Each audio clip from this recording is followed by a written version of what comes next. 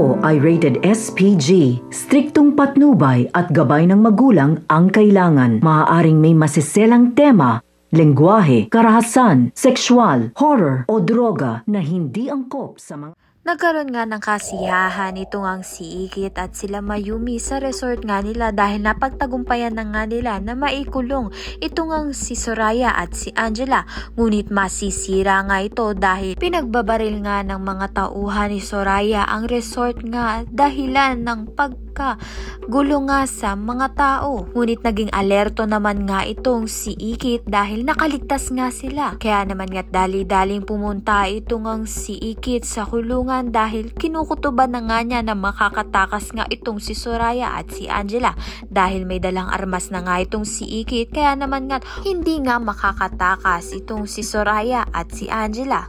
Sa kabilang banda naman nga dahil patuloy pa rin nga nag-iimbestiga itong ang si Mayumi sa paghahanap sa kanyang nawawalang anak na si Emily, ay may papakita nga niya ang litrato nga nila nito ni Gani at makukumpirma nga ni Ikit na siya nga ang nasa litrato na hawak-hawak nga nito ni Mayumi. Kaya naman nga't yan at iba pa ang dapat nating pakaabangan. Maraming salamat sa iyong panonood.